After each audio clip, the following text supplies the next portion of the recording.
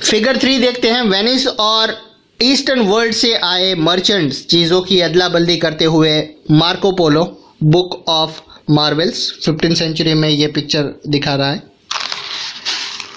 आलू, सोया, मूंगफली, मक्का, टमाटर, मिर्च, स्वीट पोटैटो और ऐसे ही बहुत सारे दूसरे कॉमन फूड्स लगभग 500 साल पहले हमारे पूर्वजों के पास नहीं थे। ये फूड यूरोप और एशिया में तब पहुंचे जब क्रिस्टोफर कोलंबस गलती से उन अज्ञात आइलैंड में पहुंच गया था जिन्हें बाद में अमेरिका के नाम से जाना जाने लगा। यहाँ अमेरिका का मतलब नॉर्थ अमेरिका, साउथ अमेरिका और कैरेबियन आइलैंड, मतलब सब कुछ, पूरा यूएसए। दरअसल हमारे बहुत सारे फूड अमेरिका के ओरिजिनल निवासियों यानी कि अमेरिकन इंडियनों से हमारे पास आए हैं। कई बार नई फसलों के आने से लाइफ में ज़मीन आसमान का फ़र्क आ जाता है। साधारण से आलू का इस्तेमाल शुरू करने पर यूरोप के गरीबों की ज़िंदगी पूरी बदल गई थी। उनका भोजन बेहतर हो गया और उनकी औसत उम्र बढ़ने लगी।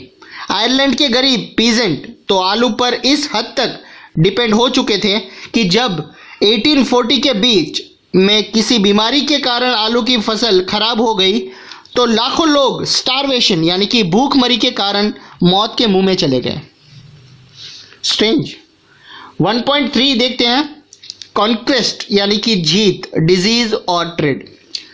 16th सेंचुरी में जब यूरोपियन सेलर्स ने एशिया तक का समुद्री रास्ता ढूंढ लिया और वेस्टर्न ओशन को पार करते हुए अमेरिका तक जा पहुंचे तो प्री मॉडर्न वर्ल्ड बहुत छोटा सा दिखाई देने लगा।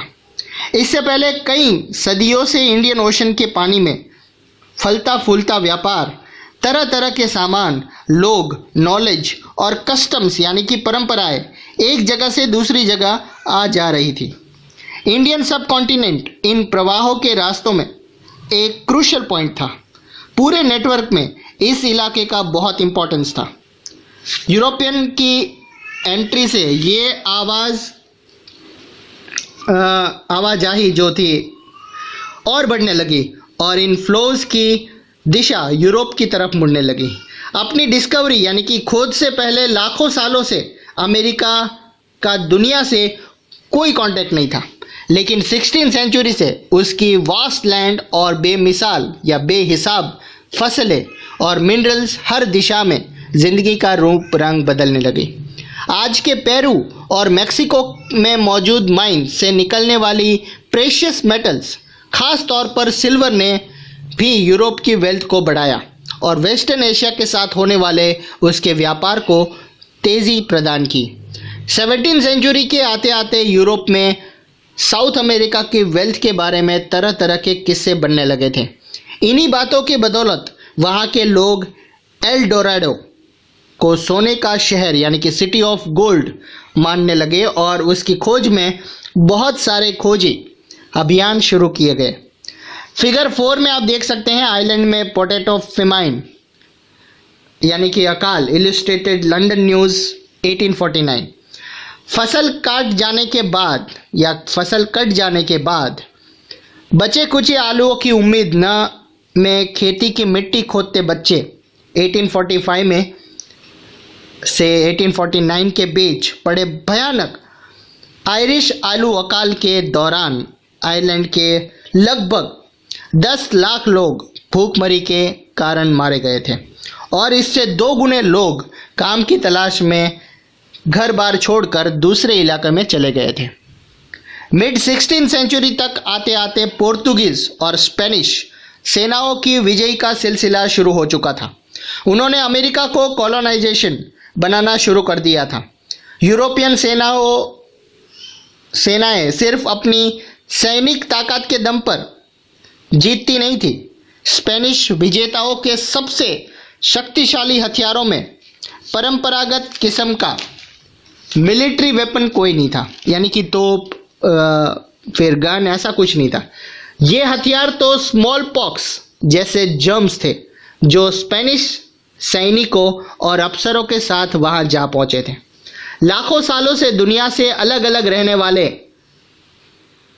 अमेरिका के लोग उनके शरीर में यूरोप से आने वाली इन बीमारियों से बचने की रोग प्रतिरोधक क्षमता बिल्कुल नहीं थी। बॉक्स 1 में आप देख सकते हैं बायोलॉजिकल वॉरफेयर यानी कि जैविक युद्ध। न्यू इंग्लैंड में मैसाचुसेट्स बे कॉलोनी के पहले गवर्नर जॉन विनथॉर्प ने 1634 में लिखा था कि स्मॉल पॉक्स कॉलोनिस्ट के लिए ईश्वर का वरदान है।